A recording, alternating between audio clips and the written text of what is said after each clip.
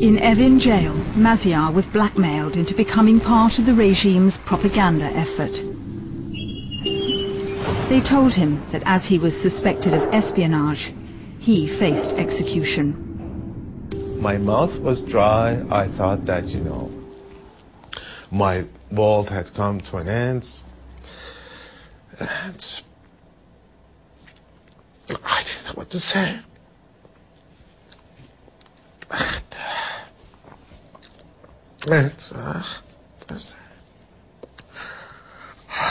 And they said that we can make a deal with you. I said, what kind of a deal? And they said that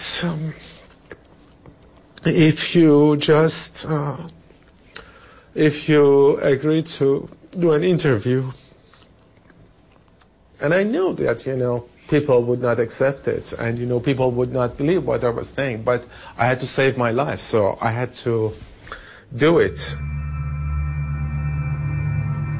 A film crew arrived at the prison from Press TV, the Iranian government's English language satellite channel. Maziar's Revolutionary Guard interrogator sat behind a curtain, supplying the questions. I knew that Press TV was part of the Iranian propaganda machine, but it was just so disgusting to see a Press TV quote-unquote journalist sitting in front of me, working with the interrogator. Tell us why you're here. My name is Maziar Bahari. I'm a documentary filmmaker and journalist. It just takes me back to a very difficult moment, yeah. It's very difficult to watch it now.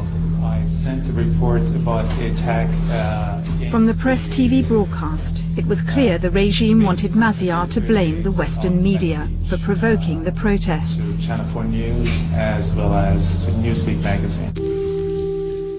But Maziar wasn't released as promised after his interview.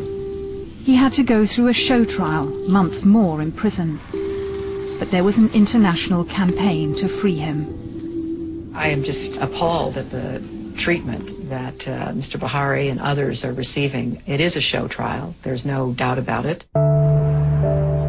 Maziar was one of the lucky ones. After 118 days in prison, he was released on bail and came home to London, just days before his wife had their baby. I was released just on time, and it was an amazing feeling. Of course, the day my daughter was born was the happiest day of my life, but I couldn't help but feeling sad because I had left so many people behind. Maziar can't go back to Iran. He faces a 13-year jail sentence if he does. But he's still drawing attention to the regime's abuse of human rights and its use of propaganda. The woman sentenced to stoning, Sakina Ashtiani, also confessed on TV to helping her lover drug and electrocute her husband.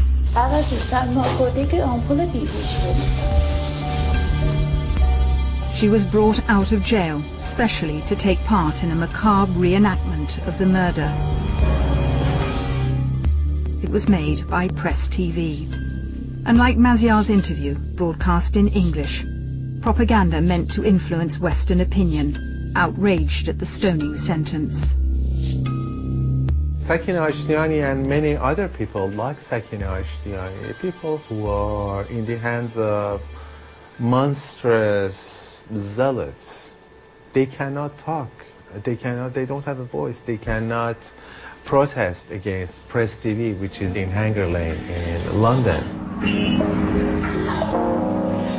Press TV has an office in West London.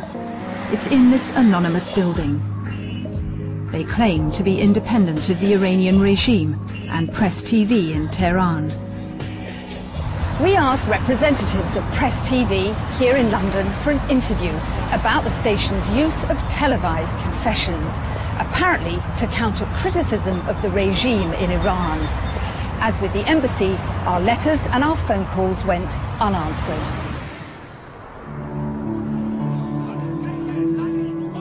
In Iran, sporadic protests continue, though the main opposition leaders are now under house arrest.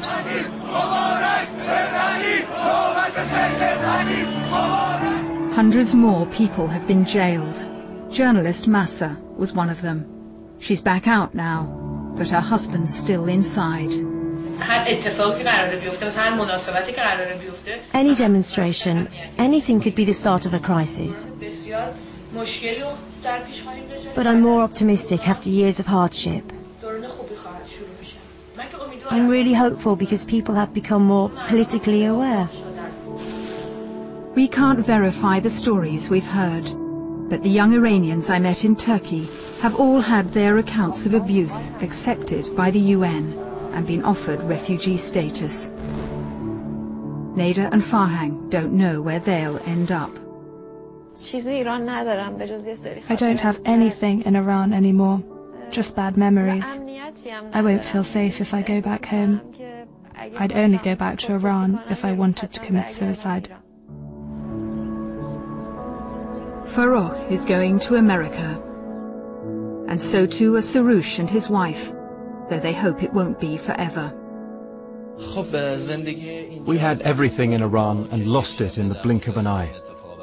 It's so difficult, but we keep on living, hoping for a better future. Maybe even one day we can return to Iran.